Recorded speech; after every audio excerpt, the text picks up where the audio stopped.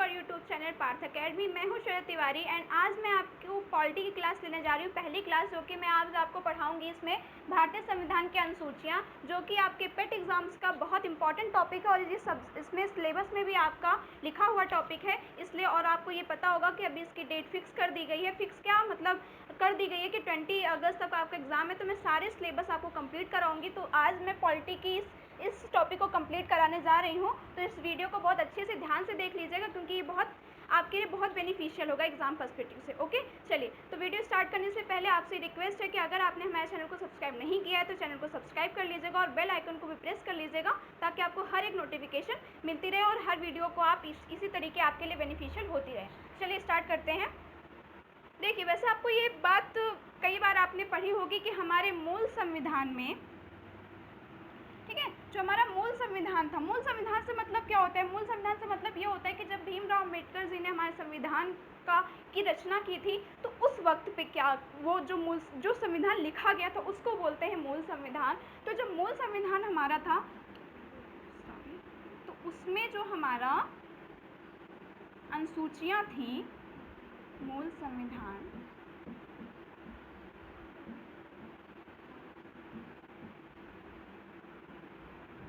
ठीक है, मूल संविधान में अनुसूचियां हमारी कितनी थी? 8 अनुसूचियां थी।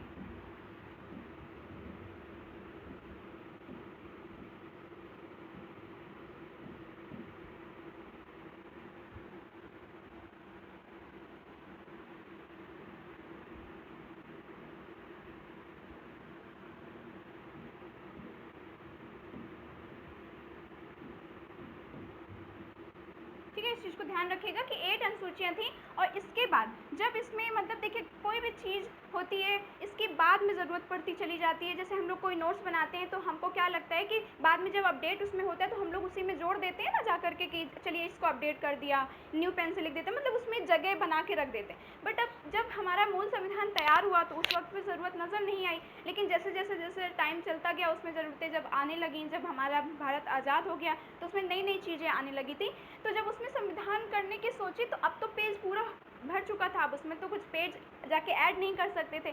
तो उसमें क्या किया गया कि उसमें कुछ संशोधन किए गए थे। तब उसमें जा करके हमारी 4 और अनुसूचियां जोड़ी गई थी। कितनी जोड़ी गई थी? 4 अनुसूचियां अलग से फिर से इसमें जोड़ी गई थी और इसमें कुछ संशोधन के साथ जोड़ी गई थी। जो संविधान, भारतीय संविधान का एक बहुत इंपॉर्टेंट वो भी टॉपिक है कि सारे संशोधन आपसे पूछे जाते हैं कि पहला संशोधन, दूसरा संशोधन, और सारे संशोधन बहुत इंपॉर्टेंट है। सारों जो कुछ भी, जैसे कुछ भी ज़रूरत पड़ती है जब हम लोग अपडेट किसी चीज़ की करते हैं तो संविधान में, तो उसी संशोधन के अंतर्गत ही किया जाता है। ओके, तो चलिए, तो आपको मैं पहले मैं मूल संविधान की सारी चीज़ें आपको पढ़ाऊंगी कि मूल संविधान में जो 8 उस समय पे अनुसूचियां रखी गई थी वो क्या थी। इसके बाद मैं 4 की बात करूंगी, क्योंकि हम इसमें संविधान संशोधन भी आपको मुझे पढ़ाने पड़ेंगे, तो आपको बहुत ध्यान से इस चीज़ को देखना है। पहले मैं 8 पढ़ाने जा रही हूँ, फिर इसके बाद मैं 4 लास्ट में पढ़ाऊंगी। जो आपकी ये अनुसूचियाँ, अब देखिए अनुसूचियों का क्या मतलब है यहाँ पे कि अनुसूचियाँ क्या होती हैं। अनुसूचियों का यहाँ पे ये मतलब होता है शेड्यूल। जैसे हम लोग क्या करते हैं, मान लीजिए हमने कोई रूटीन बनाया अपना कि ये करना है, लेकिन पॉइंट कर देते हैं ना, ये यहाँ इतने बजे ये करना है, इतने बजे ये करना है। तो ये जो इसी तरह संविधान में भी था। जैसे किसी के वेतन की बात की जाए, राष्ट्रपति के बारे में बात की जाए, हमारे संविधान में आर्टिकल 53 में राष्ट्रपति की बात की गई है, तो उसमें हर चीज़ नहीं बताई गई, उनके वेतन के बारे में, उनके शपथ ग्रहण के बारे में। तो ये सब चीज़ें संविधान में एग्जैक्टली आर्टिकल नहीं बढ़ाया गया है कि इसमें, तो उसको अलग से कर दिया गया है, ताकि ये भी एक इम्पॉर्टेंट बात है ना, तो उसको अलग से कहीं रख दिया गया है ताकि इसको बहुत अच्छे से समझ में आ जाए। तो उसी को बोलते हैं अनुसूचियाँ। हर चीज़ को बारीकी से समझने के लिए, पॉइंटेड चीज़ें समझने के लिए अनुसूचियों का यूज़ किया गया था उस वक्त पे। जैसे भाषाओं को बताने के लिए, अब ये भाषा का तो बता दिया गया कि हाँ इस भाग में ये भाषा रखी गई, भाषा के बारे में बताया गया, बट कौन कौन सी भाषा इसमें रखी गई हैं ये भी तो पता होना ज़रूरी ना। तो उसको संविधान में नहीं बताया गया, उसको अनुसूचियों में डाल के बता दिया गया अलग से, ताकि देखिए उतने सारे भंडार में, आर्टिकल के भंडार में आप छोटी सी चीज़ कहाँ ढूंढते रहेंगे। तो इसलिए अनुसूचियों की बात की गई है, अनुसूचियों में ये सब चीज़ों को पॉइंटेड वाइज रख दिया गया है, इसलिए आपको अनुसूचियाँ पढ़नी पड़ेंगी। ओके, और इम्पॉर्टेंट भी है, डायरेक्ट क्वेश्चन इससे पूछे जाते हैं। तो अब देखिए, चलते हैं आगे। तो ये आपके 8 अनुसूचियाँ मैं बताने जा रही हूँ, इसको ध्यान से पढ़िएगा। देखिए, पहला हमारा ये है प्रथम अनुसूची।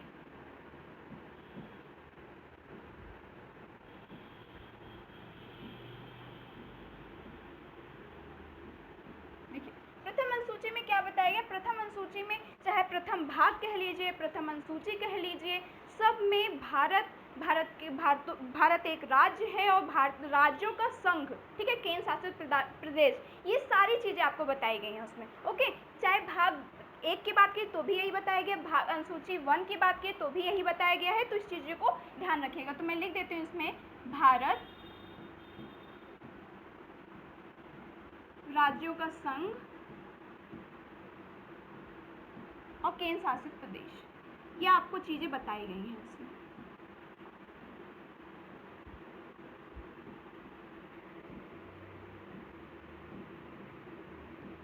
ठीक है, पहले अनुसूची में आपको यही सब चीज़ें बताई गई हैं कि क्या क्या कैसे हैं चीज़ें, राज्यों के बारे में कि कितने राज्य हैं, कितनी यूनियन टेरेटरीज हैं, इस समय पे हमारे 28 राज्य हैं और 8 केंद्र शासित प्रदेश है, तो सबकी एक आपको बता दिया गया है इसमें। किसमें बताया गया? प्रथम अनुसूची में। अब फिर द्वितीय अनुसूची की बात की जाए तो द्वितीय अनुसूची में बताया गया है आपके भारतीय संविधान के पदाधिकारियों के वेतन के बारे में। ठीक है, जितने भी पदाधिकारी हैं बड़े बड़े, जैसे पीएम हो गए, प्रधानमंत्री हो गए, राष्ट्रपति हो गए, ठीक है, राज्यसभा लोकसभा के अध्यक्ष हो गए, और जैसे कि हमारे न्यायाधीश हो गए, मुख्य न्यायाधीश हो गए, सारे जितने भी न्यायाधीश मतलब हाई कोर्ट के हो गए, सुप्रीम कोर्ट, सारे न्यायाधीशों के जितने भी वेतन के बारे में बताया गया, तो द्वितीय अनुसूची में ही इस वेतन का जिक्र किया गया है। ठीक है, तो इसमें आपको वेतन और भत्ते बताए गए हैं।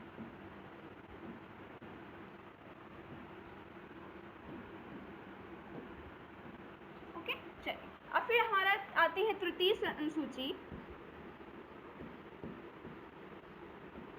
तृतीय अनुसूची में क्या बताया गया? तृतीय अनुसूची में आपको बताया गया है इन्हीं जो मैंने अभी वेतन भत्ते के बारे में जिन पदाधिकारियों का नाम लिया, उन्हीं के शपथ ग्रहण को बताया गया है। ओके, इसमें शपथ ग्रहण की, वो शपथ ग्रहण में क्या क्या कहते हैं, सारी चीज़ें इसमें ही जिक्र किया गया है इसका, तो इसको भी याद कर लीजिए। पूछा बहुत जाता है, कैसे पूछ लिया जाता है कि राष्ट्रपति का शपथ ग्रहण जो है वो किस अनुसूची में इंगित है या किस अनुसूची में इसका जिक्र किया गया है, इस तरीके से आता है। तो ध्यान रखिए, कन्फ्यूज़न बहुत होती है कि सेकंड में है कि थर्ड में है, तो ऐसे अगर याद करने की बताऊं तो जैसे प्रथम तो वैसे भी याद हो जाना चाहिए, जैसे ये दोनों है ना आर्टिकल, इसको मिला के पढ़ा जाता है कि जैसे दोनों में ही पदाधिकारियों सेम होंगे, लेकिन पहले वेतन, इसके बाद शपथ ग्रहण, इस तरीके से याद करने की कोशिश कीजिए, क्योंकि कन्फ्यूज़न बहुत, जैसे मान लीजिए मैं एक एग्जाम्पल अगर दूँ कि जैसे मान लीजिए कहीं हम लोग किसी जॉब पर जाते हैं, तो पहले हम लोग सबसे पहले क्या पूछते हैं कि वहाँ की सैलरी कितनी है। ओके, इसके बाद हम कार्य समझते हैं ना, हमको काम करना क्या पड़ेगा वहाँ पे, तो पहले वेतन से बात बनती है, इसके बाद आगे हम काम पूछते हैं। तो वैसे यहाँ पे भी है कि पहले द्वितीय अनुसूची में क्या पूछा जाएगा, पहले वेतन कि कितना मिलता है, और इसके बाद तृतीय अनुसूची में क्या होगा, शपथ ग्रहण, तब वो राष्ट्रपति बनेंगे। ऐसे इस तरीके से याद कर लेंगे तो आपको कन्फ्यूज़न नहीं होगा। फिर नेक्स्ट है हमारा चतुर्थ अनुसूची।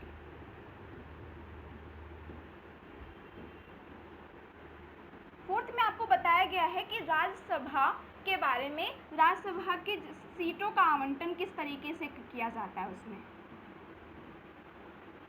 ठीक है, क्योंकि आपको ये पता ही है कि जो राज्यसभा होती है वो राज्य विधानसभा से ही उसके सदस्य जो होते हैं वो चुने जाते हैं। तो इस तरीके से भी क्वेश्चन आया है कई बार कि जो राज्यसभा है वो किससे रिलेटेड होती है, मतलब राज्यों के विधान परिषद से, विधानसभा से, विधान परिषद से नहीं, विधानसभा से इसका कनेक्शन होता है, क्योंकि उसी से ही उसके सदस्य चुनकर आते हैं। तो इसे यहाँ पे ध्यान रखिएगा। डायरेक्ट क्वेश्चन ये भी पूछा गया है कि चतुर्थ अनुसूची में क्या है, किसका जिक्र किया गया है, तो आप बता दीजिएगा कि राज्यसभा में सीटों का आवंटन कौन करता है, राज्यसभा करती है। तो ये ध्यान रखिएगा, मैं लिख देती हूँ यहाँ पे सीटों का आवंटन। जैसे आप देखते हैं ना कि जैसे हमारे यूपी से कितनी विधानसभा की सीटें हैं, लोकसभा की सीटें कितनी 80 हैं, ठीक है, विधानसभा की सीटें कितनी 403 हैं। तो इस तरीके से जो ये बंटवारा कौन करता है, ये राज्यसभा ही करती है। तो ऐसे भी क्वेश्चन आते हैं, तो ध्यान रखिएगा इस बात का।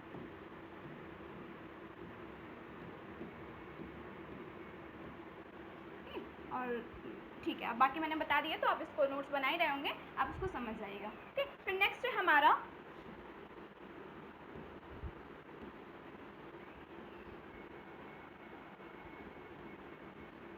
पांचवें अनुसूची। पांचवें अनुसूची में क्या दिया गया? पांचवें अनुसूची में आपको ये बताया, पांचवें और छठी दोनों साथ में पढ़ने का इससे ही समझ में आता है। मैं ऐसे लिख देती हूँ तो ज़्यादा समझ में आएगा आपको, हिंदी में समझ नहीं आता है।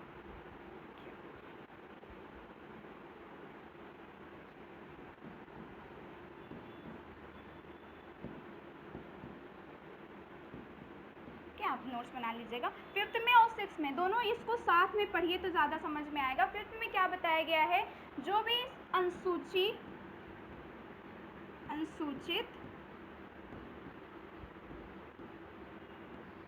जनजाति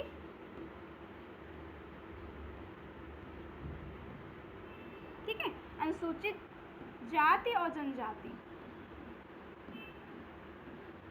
दोनों की बात की गई है, इस चीज़ को ध्यान रखिएगा। इसमें अनुसूचित जाति और जनजाति के प्रशासन के बारे में बताया गया है। किसके बारे में बताया गया, प्रशासन के बारे में बताया गया कि इनका एडमिनिस्ट्रेशन कैसे चलेगा, इनके लिए रूल्स रेगुलेशंस कैसे बनाए जाएंगे, क्योंकि इनको आपको ये पता ही है कि इनको अलग जाति समझा जाता था, इनको छुआछूत पहले बहुत था हमारे इंडिया में इस चीज़ का, तो इनके लिए अलग प्रशासन की मांग की गई थी कि मतलब नहीं मांग नहीं, मतलब इनके लिए अलग ही बना दिया गया था कि इनका जो वो होगा एडमिनिस्ट्रेटर, वो इनके लिए ही सारी चीज़ें लाएगा कि कैसे इनका रूल्स रेगुलेशन होगा, कहाँ ये रहेंगे, कैसे इनकी जो भी जगह क्षेत्र होगा उसका किस तरीके से साफ़ सफाई, जो कुछ भी सारे रूल्स रेगुलेशन यही बनाएंगे, तो इसके लिए ध्यान रखिएगा। बट जो सिक्स में है, सिक्स में इन सारे जितने भी भारत में जितनी भी जनजाति, जितनी भी अनुसूचित जाति या जनजाति पाई जाती है उसके बारे में जिक्र किया गया, उसके प्रशासन के बारे में बताया गया। बट छठी अनुसूची में जनजातियों के बारे में बताया गया, इसमें जाति नहीं है, इसलिए ध्यान रखिएगा। जनजातियों के बारे में बताया गया और कौन कौन से जनजाति के बारे में बताया गया ये भी बहुत ज़रूरी है, तो मैं लिख दूँ यहाँ पे असम,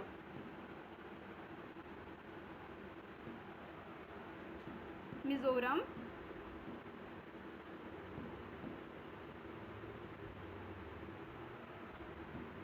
त्रिपुरा,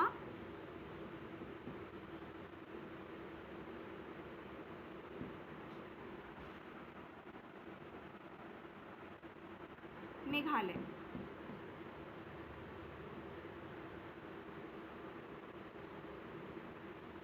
ओके, इसमें सारे भारत के जितनी भी जाति जनजाति पाई जाती है उनके प्रशासन के बारे में बताया गया है, और छठी में सिर्फ इन चारों के बारे में बताया गया, असम, मिजोरम, त्रिपुरा, मेघालय, इनमें जो जनजाति रहती है उनके प्रशासन के बारे में बताया गया है। तो इसमें बहुत कन्फ्यूज़न होता है कि किसमें क्या चीज़ें हैं, तो इसको ध्यान रखिएगा। इन जो चार मैंने आपको बताए इसको बहुत अच्छे से पढ़ लीजिएगा क्योंकि ये बहुत ज़्यादा इम्पॉर्टेंट है, ठीक है। तो देखिए, जैसे कि ये जो है ये कहाँ के राज्य है, ये आपको पता ही होगा कि ये नॉर्दर्न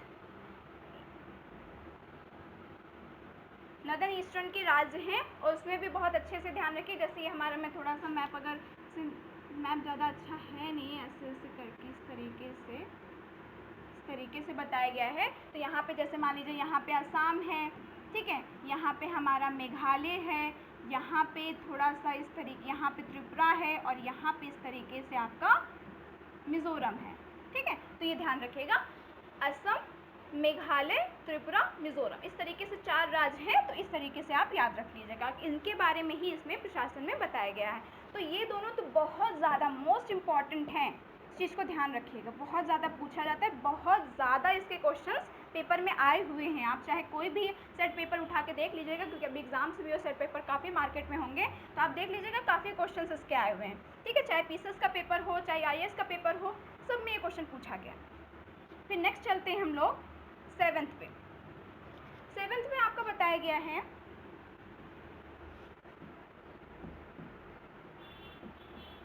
सेवेंथ में आपके सारे सब्जेक्ट बताए गए हैं, जितनी भी लिस्ट कि कौन कौन से, जैसे सेंट्रल लिस्ट, ठीक है, संघ सूची, सारी सूचियों की बात की गई है।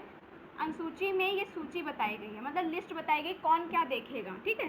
राज्य सूची, ये भी कई बार क्वेश्चन आया है कि सूचियों का जिक्र किस अनुसूची में किया गया है, तो वो है 7वें अनुसूची, ठीक है। और तीसरी है समवर्ती सूची।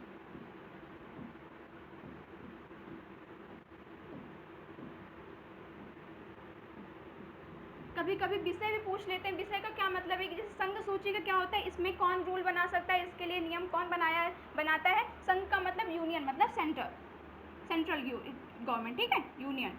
तो इसमें क्या बनाते हैं, इसमें जो भी विषय रखे गए, इसमें सब्जेक्ट कितने, मैं लिख दूँ यहाँ पे सब्जेक्ट, तो सब्जेक्ट इसमें बताए गए हैं सब्जेक्ट इसमें हैं आपके, पहले तो आपके थे इसमें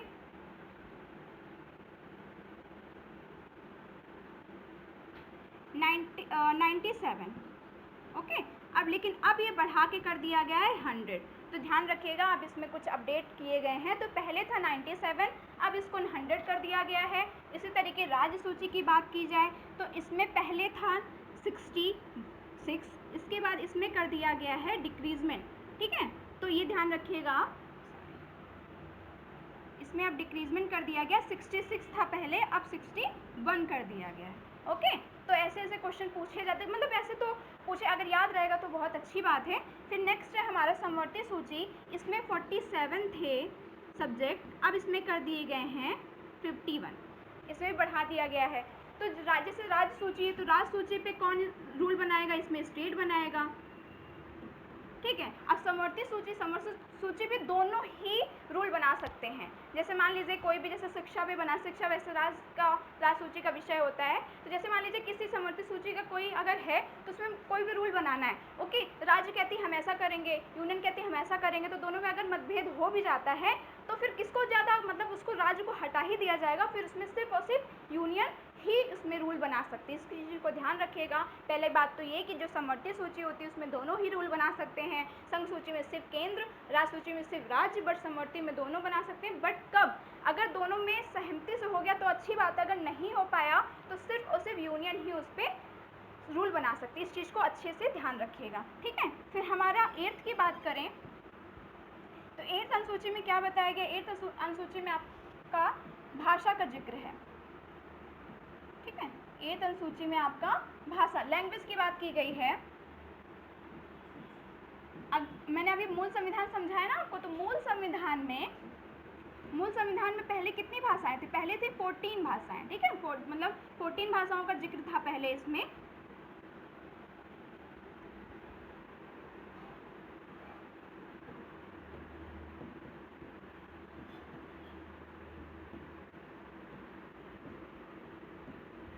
में 14, बट अब इसमें कर दी गई हैं टोटल, मतलब अब इसमें जोड़ दिया गया है आपका, तो जैसे इसमें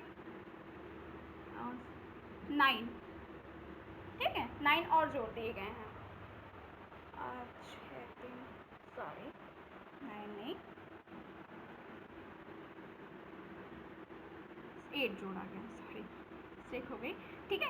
8 और जोड़ दिया गया है, तो अब टोटल कितनी हो चुकी हैं, इसमें 22 भाषाएं हो चुकी हैं, ठीक है। 22 लैंग्वेज की बात की गई है इसमें, तो सारी ध्यान रखिएगा।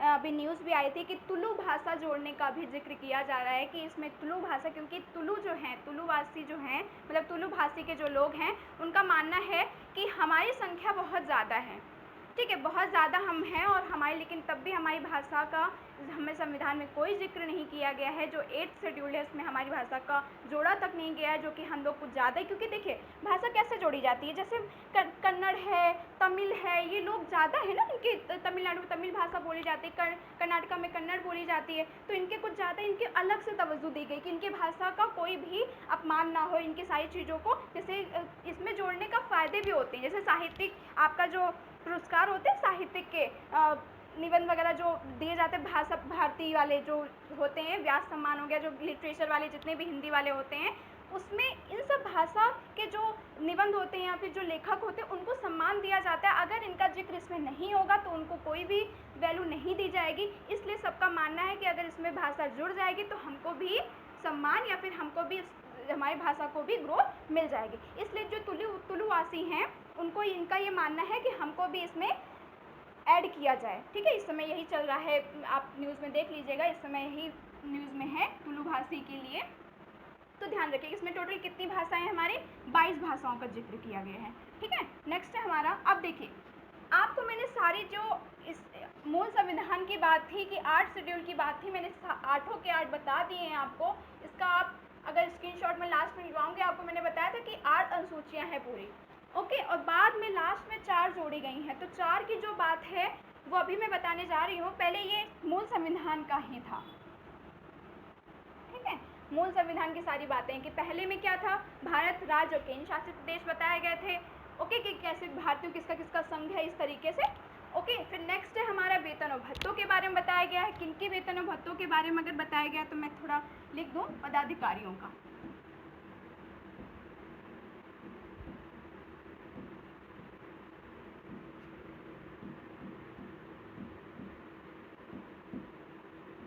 ताकि पता रहे कि किसके वेतन की बात की जा रही है। ठीक है, इनके वेतन की बात की गई है। तृतीय में भी इन्हीं की बात की गई है, इन्हीं के शपथ ग्रहण की बात की गई है। फिर चतुर्थ में क्या किया गया है, मतलब फोर्थ में क्या किया गया, फोर्थ में आपको ये बताया गया है राज्यसभा के बारे में, किस राज्यसभा कैसे सीटों का आवंटन करती, किस तरीके से हर एक राज्य को सीटें प्रदान करती है ताकि वो इलेक्शंस में हो सकें, तो इस तरीके से हो गया। फिर फिफ्थ में आपको बताया गया अनुसूचित जाति जनजाति के प्रशासन के बारे में कि इनका भी एक अलग से एडमिनिस्ट्रेशन हो, तो उसके बारे में बताया गया है। फिर सिक्स में आपको बताया गया है, सिर्फ इन चारों के बारे में बताया गया है, असम, मिजोरम, त्रिपुरा, मेघालय, इन चारों के बारे में बताया गया है कि इनका प्रशासन किस तरीके से चले, कि मतलब इनको अलग से रखा गया है।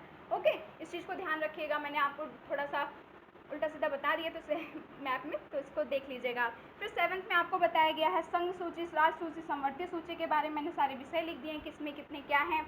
ओके, फिर एट्थ में आपको भाषा बताई गई है। क्या आई होप सो आपको इससे जो मूल संविधान की अनुसूचियाँ उसमें आपको कोई प्रॉब्लम नहीं होगी। अब मैं आपको बताने जा रही हूँ कि जो हमारी अभी जोड़ी गई हैं, ठीक है, जो चार हमारी जोड़ी गई हैं उसको मैं बताने जा रही हूँ, तो इसको ध्यान से सुनिएगा। इसमें क्या था, जैसे कि देखिए, इसको जोड़ने के लिए मैंने अभी आपको स्टार्टिंग में ही बताया कि इसको संविधान संशोधन के तहत जोड़ा गया है। ऐसे नहीं जोड़ दिया गया कि बस लिख दिया बस हो गया जुड़ गया, ऐसे नहीं जोड़ा गया है। इसको मैं बाकायदा मैं पहले लिख दूँ कि अनुसूची इस टेबल सहित, अगर आप टेबल से याद कर लेंगे तो आपको ज़्यादा याद रहेगा। इस अनुसूची संशोधन किसके, कौन सा संशोधन के तहत जोड़ा गया है, संशोधन। फिर नेक्स्ट मैं बताऊँ इसमें वर्ष, किस वर्ष किया गया संशोधन। फिर विषय, क्या विषय रखे गए हैं इसमें।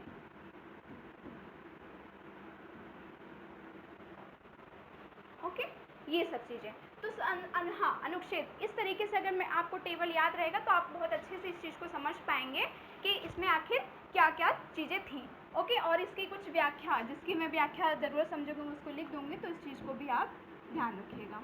मैं बना देती हूँ टेबल, आप भी इस तरीके से बना लीजिए। चलिए, अब हम पढ़ाई करते, अब हम देखते हैं कि कौन कौन सी हमारी इसमें अनुसूचियाँ किस तरीके से जोड़ी गई थी। चलिए, ठीक है, अब अनुसूची कौन सी, 8 पढ़ ही चुके थे, अब आती है 9वीं, 9th में क्या था, 9th किसका संशोधन किया गया था, पहला संशोधन इसी का ही था, ये ध्यान रखिएगा। फर्स्ट अमेंडमेंट जो किया गया था हमारे संविधान का, वो 9th अनुसूची को ही जोड़ने के लिए किया गया था। और किस वर्ष में किया गया था, ये वर्ष में किया गया था आपका 1951 में। ओके, ये भी कभी ये भी बहुत ज़रूरी, बहुत, ये सब चीज़ें संशोधन बहुत आते हैं पेपर में, तो उसको भी बहुत बार आया है, इसको ध्यान रखिएगा। इसका विषय क्या था, किस लिए किया गया, तो ये भूमि सुधार से रिलेटेड था। भूमि सुधार से क्या तात्पर्य, भूमि सुधार से तात्पर्य ये है कि जैसे मान लीजिए पहले क्या था, हमारे यहाँ जमींदारी सिस्टम था। आपको ये बात पता ही है कि भूमि को जितने भाई पूरे जो किसान हैं वो बेचारे मजदूरी की दिन भर करते रहते हैं, और उनका जो जमींदार थे वही उसके असली मालिक थे, तो इस तरीके से था, तो उसका उन्मूलन किया गया।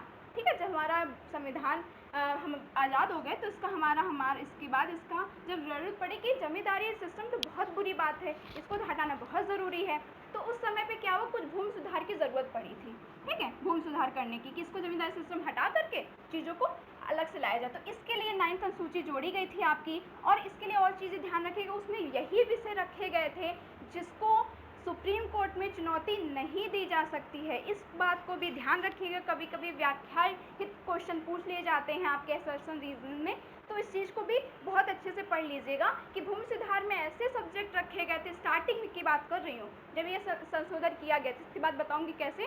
तो उसमें क्या किया गया कि ऐसे विषय रखे गए जिनको सुप्रीम कोर्ट में चुनौती नहीं दी जा सकती थी, कि चुनौती मतलब कि जैसे इनका कोई भी सुधार किए जाएंगे तो ये डायरेक्ट जाके सुप्रीम सुप्रीम कोर्ट में नहीं जा सकते। बट बाद में जब दिक्कत होने लगी, भाई शोषण करने लगे जो मतलब केंद्र सरकार है या फिर जो यहाँ की राज्य सरकार थी, वो वहाँ का शोषण करने लगी, कुछ भी मनमाने ढंग से अपना काम करवा लेती थी, भूमि सुधार कर देती थी वहाँ पे, ताकि वहाँ के जो भूमि के मालिक हैं उन चाहे उससे सहमत हो या ना हो वो कर देती थी, क्योंकि जानते थे कि कोई वहाँ पे जा ही नहीं सकता कोर्ट वगैरह में। तो इससे दिक्कत और बढ़ने लगी। जब ये संशोधन के बावजूद भी दिक्कत बढ़ने लगी तो उन्होंने फिर इसके बाद इसमें फिर से संशोधन किया गया, लेकिन उसको कहीं से जिक्र नहीं, बस इसमें जोड़ दिया गया था कि इसमें फिर से ऐसे सब्जेक्ट जोड़े गए जिनको, कुछ ऐसे सब्जेक्ट कि जिनको डायरेक्ट अब हम लोग को सुप्रीम कोर्ट में चुनौती दी जा सकती है। ठीक है, ध्यान रखिएगा इस बात को। तो इसमें मैंने शॉर्टकट में आपको लिख दिया है टेबल वाइज, और बाकी मैंने आपको व्याख्या कर दी है, तो इस चीज़ को ध्यान रखिएगा। व्याख्या में इसमें कुछ भी नहीं है, मैंने आपको सारे बता दिया है। इसके बाद नेक्स्ट है हमारा 10th अनुसूची, 10वीं अनुसूची। 10वीं अनुसूची में क्या आपको बताया गया, 10वीं अनुसूची का संशोधन जो किया गया था वो 52 अमेंडमेंट था। ठीक है, 52 अमेंडमेंट इसके लिए किया गया था, संशोधन किया गया था। और इसका ईयर क्या था, इसका ईयर था 1985। 1985 में इसका संशोधन किया गया। तो इसके तहत क्या था, इसके तहत भी ध्यान लीजिए, इसका जो विषय है वो है दल बदल। ये भी बहुत बार क्वेश्चन आया है, कई बार हर एक एग्जाम में पूछा गया है कि दल बदल अधिनियम जो आया वो कौन सी अनुसूची में रखा गया है, तो वो 10th अनुसूची में रखा गया है। कौन से संशोधन के तहत, 52 संशोधन था उसका, और किस ईयर में, 1985 में किया गया था।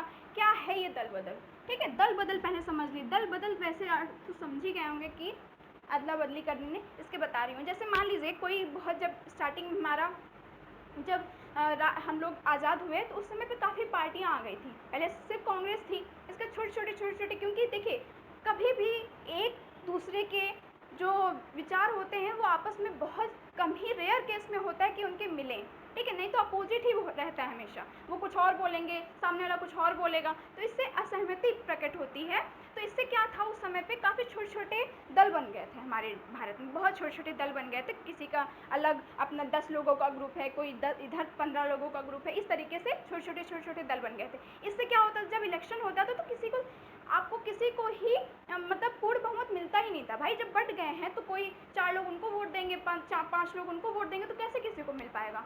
ओके, तो इससे बहुत प्रॉब्लम हो गई थी। तो क्योंकि इससे क्या होता था, जब इलेक्शन उन लोग लड़, जब जैसे मान लीजिए उनको ज़्यादा वोट मिल जाते थे, तो लोग ऐसे इस वाले पार्टी से निकल कर दूसरे पार्टी में तुरंत चले जाते, तुरंत अपना दल ही बदल लेते थे। इसलिए ये वर्ड आया आपका दल बदल, ठीक है। वो अपने फ़ायदे के लिए कि अच्छा हाँ वहाँ ज़्यादा फ़ायदा दिख रहा है, चलो वहाँ चले जाते हैं, ठीक है। इस तरीके से, जैसे बीजेपी इस समय सत्ता में बहुत है, तो आपने बहुत देखा होगा कि कांग्रेस के लोग बीजेपी में आ रहे हैं, ठीक है, इधर की पार्टी छोड़ के उधर जा रहे हैं। तो जैसे आपने अब सिंधिया का भी केस सुना होगा, किस तरीके से आए वो लोग कांग्रेस, इतने बड़े नेता सिंधिया कांग्रेस के, और देखिए बीजेपी में शामिल हो गए। तो इस तरीके से इसको दल बदल, इस तरीके, बट वो दल बदल के तहत नहीं था, क्योंकि इलेक्शन, इसमें एक बात और कही गई, इस चीज़ को ध्यान रखिएगा कि जब हमारा उस समय जब चुनाव हो रहा हो, ठीक है, चुनाव जीतने के बाद आप दल बदल नहीं कर सकते। चुनाव के इलेक्शन के पहले आपको जो करना हो आप कर लीजिए, आपने जाना हो चले जाइए, इसके, लेकिन आप चुनाव जीतने के बाद आप कुछ नहीं कर सकते कि आपने चुनाव जीत लिया इसके बाद आप दल बदल कर रहे हैं, ऐसा कुछ भी नहीं हो सकता। इस चीज़ को अगर आपने ऐसा किया तो आपकी जो सीट है उसको वैकेंट मान लिया जाएगा, उसको रिक्त कर दिया जाएगा कि अब यहाँ पे आपकी सदस्यता खत्म कर दी जाएगी। इस चीज़ को ध्यान रखिएगा, इसलिए मैंने व्याख्या भी कर दी है, तो मुझे लिख नहीं रही हूँ, आप मैंने जो बताया आप उस चीज़ को नोट्स बना रहे होंगे तो आप लिख लीजिएगा, ठीक है। दल बदल का किस में जिक्र किया गया है, 10th अनुसूची में। 10वीं अनुसूची में कब किया गया था, 52 पे किया गया था, और कब, इसका ईयर क्या था, 1985 में। ओके, चलिए आगे बढ़ते हैं। नेक्स्ट है हमारा 11th अनुसूची। 11th में आपको क्या बताया गया है, 11th में आपको बताया गया इसका जो संशोधन था वो था 73, ठीक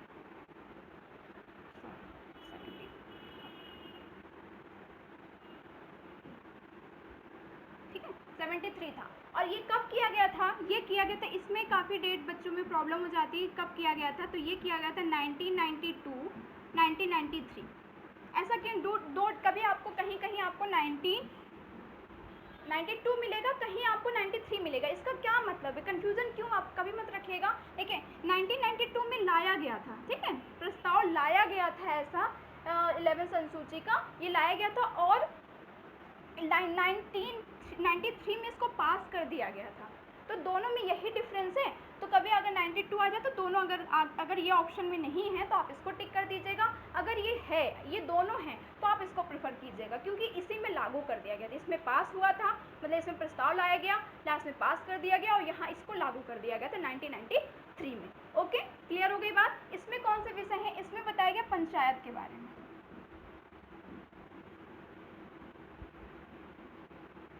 ओके, पंचायत के बारे में बताया गया, जो हमारी पंचायत, जो आपने देखा ग्राम पंचायत, ग्राम, ये सारी चीज़ें पंचायतें हैं, क्योंकि गांव के बारे में भी सोचा बहुत ज़रूरी है, क्योंकि गांव से ही तो पहले तो बहुत सारे गांव अलग अलग बटे हुए थे, तो उनके बारे में भी सोचना बहुत ज़रूरी था। तो उस समय पे ये इस 11th अनुसूची के तहत आपको भाग 9 जोड़ा गया था, इसमें ध्यान रखिएगा, जो आप देख रहे हैं ना भाग 9, जो वो उसमें इसी के तहत जोड़ा गया था, उसमें किसका जिक्र है, पंचायत का जिक्र है। और इसमें ध्यान रखिएगा, ये भी बहुत जब पूछा जाता है कि इसमें टोटल कितने विषय हैं, इसमें टोटल 29 कार्य क्षेत्र हैं। ठीक है, कैसे कार्य क्षेत्र, मतलब कि जैसे गांव की विकास में ध्यान देना, रोडें बनवाना, सफाई व्यवस्था करवाना, ठीक है, सबके बारे में, जैसे राशन की व्यवस्था करवाना, इस तरीके से जो भी चीज़ें हैं, जैसे प्रधान वगैरह देखते हैं ना गांव में वगैरह में होते हैं, तो इस तरीके से उनके कार्य क्षेत्र बांट दिए गए। तो कितने कार्य क्षेत्र दिए गए, 29 दिए गए। यहाँ से भी कई बार क्वेश्चन आया है कि जो हमारा 11th अनुसूची में है उसमें कितने विषय हैं, तो उसमें 29 विषय हैं, ध्यान रखिएगा इस बात का। ठीक है, इसलिए मैंने इस चीज़ को लिख दिया है कि 29 है। फिर नेक्स्ट है हमारा 12 अनुसूची। 12वीं अनुसूची कौन सी थी, लास्ट है हमारी ये। इसका संशोधन किया गया था 74th। कौन सा संशोधन था ये, जब इसका 74th नंबर का संशोधन था, और कब किया गया था, इसकी भी डेट सेम है, 1992 to 1993। दोनों का एक साथ में किया गया था, प्रस्ताव लाया गया था और लागू भी साथ में किया गया, तो इस सेम है, ध्यान रखिएगा। फिर थोड़ा सा मंथ का है, 1 अप्रैल में, इसको अप्रैल में किया गया था, इसको जून में किया गया था, बस। ठीक है, सिर्फ 2 महीने का अंतर है, बाकी ईयर सेम है। इसमें किसका जिक्र किया गया है, इसमें नगर पालिका का जिक्र किया गया है,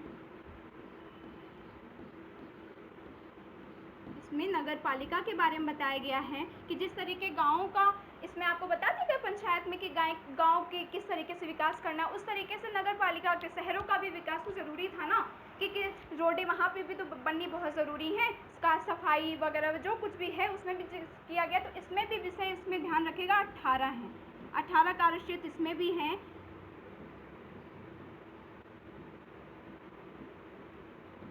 तो ये सब डायरेक्ट पूछे जाने वाले क्वेश्चन है, डायरेक्ट क्वेश्चन आता है इस चीज़ का, चाहे आप PCS 2020 का एग्ज़ाम पेपर उठा के देख लीजिएगा, उसमें 2019 का पेपर, 19 का पेपर देख लीजिएगा, उसमें डायरेक्ट क्वेश्चन ये पूछा गया 29 के कितने विषय इसमें शामिल हैं।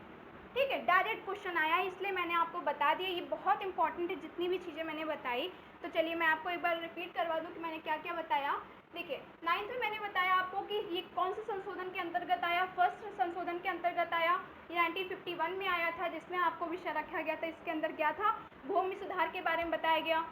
ठीक है, नेक्स्ट है हमारा 10th कब आया, 52 अमेंडमेंट के अंतर्गत आया, कब आया, ये 1985 में। इसमें किसका जिक्र किया गया, दल बदल का जिक्र किया गया है, मैंने आपको बताया अभी।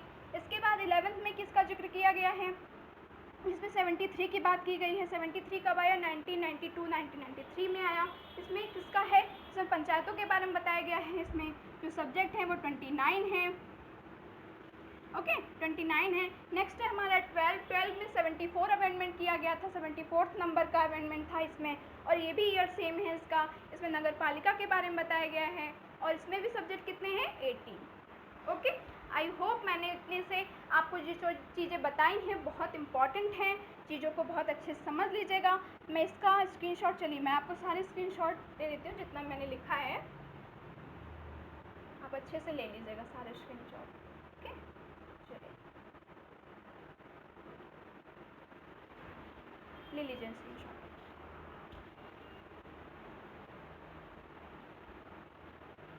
आई होप इतना ले लिया होगा, मैं ऊपर कर दे रही हूँ।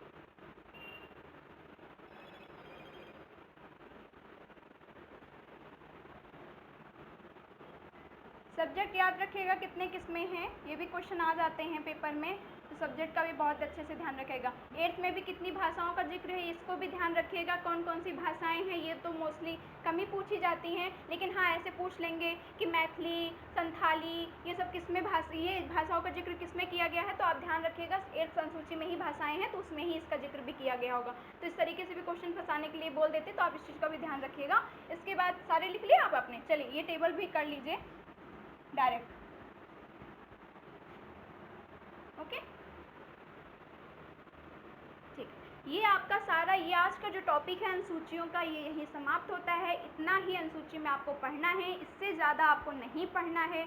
ये आधे घंटे की क्लास जो मैंने आज ली है बहुत ज़्यादा अनुसूचियों के पर्सपेक्टिव से बहुत इंपॉर्टेंट है, बस इतना ही पढ़ना है इसमें। और कहीं से भी क्वेश्चन आप इसके देखिए, पढ़ने का एक तरीका और होता है कि जैसे ऑप्शन क्रिएट किया कीजिए अपने मन में, ठीक है, ऑब्जेक्टिव क्वेश्चंस इस तरीके से कि जैसे पूछ लिया 29 कार्य क्षेत्र होते हैं, किस में बताया गया है, वो 9th में बताया गया है, ठीक है। 18 बताया गया, किस में बताया गया है, 18 कार्य क्षेत्र किसका होता है, नगर पालिका में बताया गया है। तो इस तरीके से ऑब्जेक्टिव क्वेश्चंस क्रिएट करना भी सीखिए, इससे बहुत कॉन्सेप्ट क्लियर होता है और थोड़ी देर में सारी चीज़, जैसे भी क्वेश्चन आ जाए आप तुरंत कर सकते हैं। जैसे इसमें तो इस तरीके से, इसमें तो बहुत क्वेश्चन बन जाएंगे, कई तरीके से क्वेश्चन बन जाएंगे, ठीक है। तो ये इतना पढ़ लीजिए बहुत अच्छे से, आप आई होप आपने बहुत अच्छे से समझ लिया होगा। तो अगर आपको वीडियो बहुत अच्छी लगी हो तो प्लीज़ कमेंट करके ज़रूर बताइएगा कि आपको ये कैसा लगा, कैसा सेशन रहा आज का, ठीक है। तो चलिए आज का यहीं पे वीडियो समाप्त करते हैं। अगर आपको वीडियो अच्छी लगी तो वीडियो को लाइक कर दीजिएगा, ज़्यादा से ज़्यादा शेयर भी कर दीजिएगा, चैनल को सब्सक्राइब कर दीजिएगा और बेल आइकन को प्रेस कर लीजिएगा ताकि आपको हर एक नोटिफिकेशन मिल जाए और आपके इस हर एक टॉपिक को मैं इसी तरीके से क्लियर करती रहूँगी क्योंकि पेट का एग्ज़ाम्स आ चुका है,